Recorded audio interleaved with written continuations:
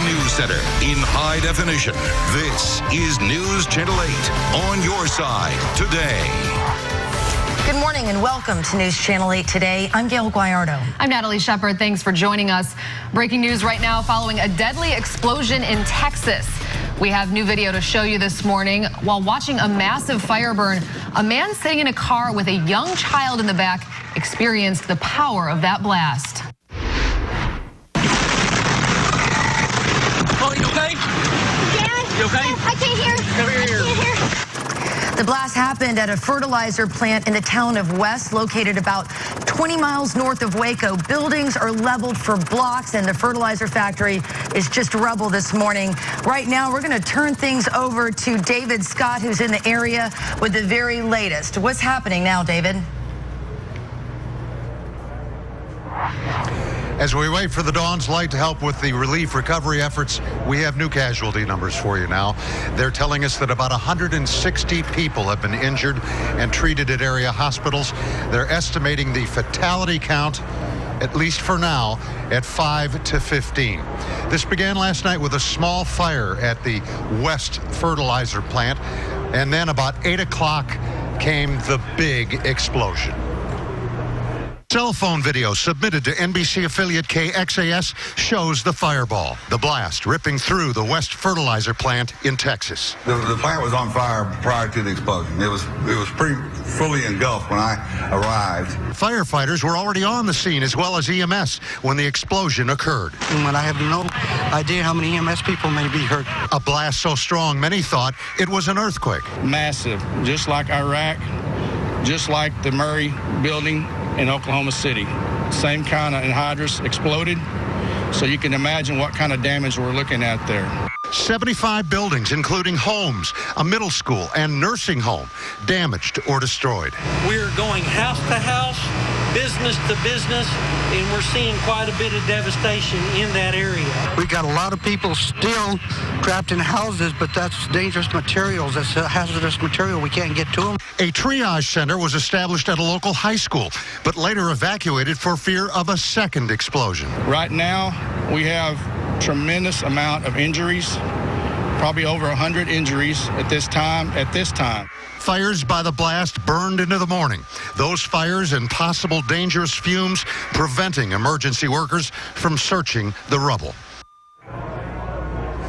About half this town of 2,800 people evacuated during the night because of the danger of toxic fumes.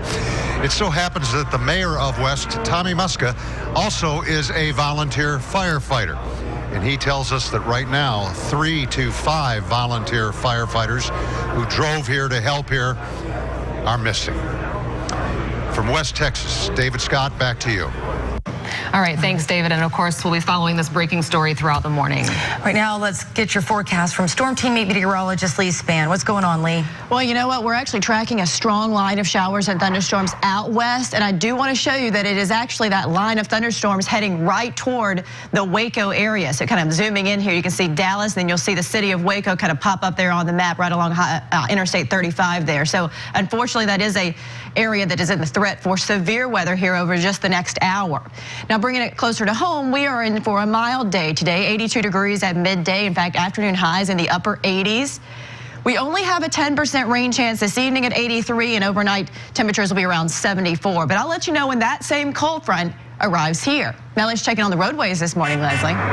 Thank you, Lee, and it has been a very busy drive, a lot of activity going on out here. Let's take a look at the Howard Franklin Bridge. We've got 2 accidents. We'll pull out the camera. The first one is right here on the Tampa side, not too far away as you come in from the land. This is again southbound. Looks like they have things moved off to the right now, so that's some good news. Just a little while ago, that right lane was blocked. Let's take a look at one of our other cameras. Now, this crash is a little bit closer to the hump, and the right lane is still taken away. Southbound traffic moving over on the side. Let's hop over now and take a look at Sumter County, folks. We've got a collision. Actually, the roadway is completely blocked here, closed down in the Bushnell area, so keep that in mind. South 75, overturned semi-truck just past County Road 470. That's a look at the roadways. Back to news.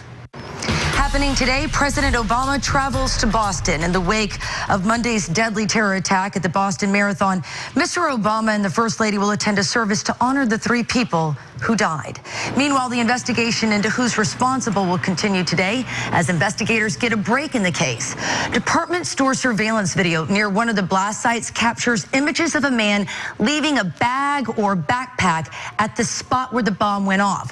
While it's not clear if the bag contained a bomb, federal officials tell NBC that is the spot where the second device exploded. A former ATF bomb investigator says it's obvious to him.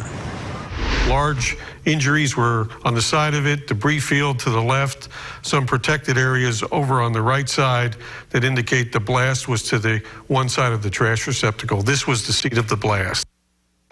Now, when President Obama arrives in Boston today, he will deliver remarks at an interfaith prayer service to honor the 3 people killed in the bombings. There's an arrest in a developing story this morning. A Mississippi man is in federal custody for allegedly sending letters to President Obama and a senator that tested positive for poisonous ricin.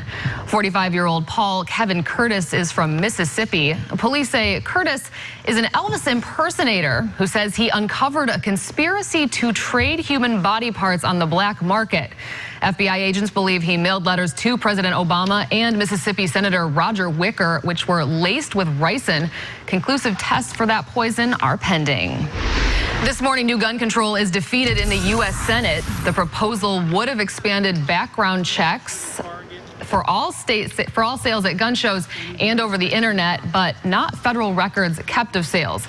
The amendment needed 60 yes votes, but did not get them. After the Senate vote, President Obama called it a shameful day for Washington and asked how something that 90% of Americans support could be voted down. But instead of supporting this compromise, the gun lobby and its allies willfully lied about the bill. They claimed that it would create some sort of big brother gun registry, even though the bill did the opposite. This legislation, in fact, outlawed any registry. Plain and simple, right there in the text. But that didn't matter. 4 Republicans split with their party to vote yes to extend background checks to commercial sales at gun shows and the internet. 4 Democrats voted no under intense political pressure from gun owners in their red states. Now to a story that is all new this morning. Florida ranks 3rd in our nation for human trafficking, and at high risk are youth. This morning, find out how law enforcement from across the Bay Area are launching community outreach programs so you can play a role in bringing takers to justice. The war against human trafficking is heating up again in the Bay Area as law enforcement agencies across the Bay band together, making record numbers of arrests. And now community leaders are stepping in to help. Joshua House, which helps thousands of abused, neglected, and abandoned children, says the number of runaway and throwaway youth being lured into sex trafficking has hit epidemic proportions. Essentially, people are taking our kids and turning them into prostitutes. Dee Dee Grundell is the executive director of the Friends of Joshua House Foundation. For 2 decades, the agency has held annual community awareness luncheons, and this year, hundreds will gather to learn more about human trafficking in our area. Kids don't wake up one day and decide to be prostitutes, and our children are not for sale. And this is an opportunity for somebody to come together and our community to come together and be aware of what's going on. Dee Dee read me letters from girls thanking Joshua House for sheltering them after horrific experiences of dealing with human trafficking. She ran away, and she got hooked up with this guy that drugged her, and she almost died in the hotel room. She actually woke up in the hotel room, and that's what these pimps do. They lure them with something they desperately need and want, which is love. To keep traffickers at bay, for the first time in its history, Joshua House now has armed security to protect the children being sheltered here, which sadly only represents a fraction of our youth that need to be saved. The annual Child Abuse Awareness Luncheon is tomorrow at Hotel Tampa, formerly the Hyatt Regency in downtown. The keynote speakers include experts in the field of human trafficking and a survivor. I will also be attending the luncheon to connect with law enforcement and members of our justice system to find out how News Channel 8 can play a role in fighting the problem. For more information, click links mentioned on WFLA.com. And you know, people think it's something like in a Liam Neeson movie, but this is happening, and it's happening in our community. And you were saying Florida is the 3rd highest number in the nation? Because we have rural area and a lot of entertainment in the area. So Wow. Yeah. All right, well, coming up, roads in the state of Florida are not a very safe place for pedestrians. Florida doubles the national average in pedestrian deaths. But local law enforcement is working to change that. We'll explain how, coming up at 6:15. Then a professional wrestler with one leg will be helping some of the amputees from the Boston Marathon. And still ahead,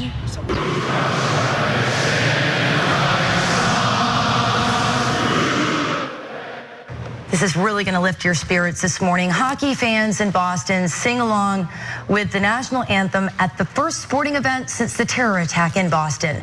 More from that emotional tribute at 6:24.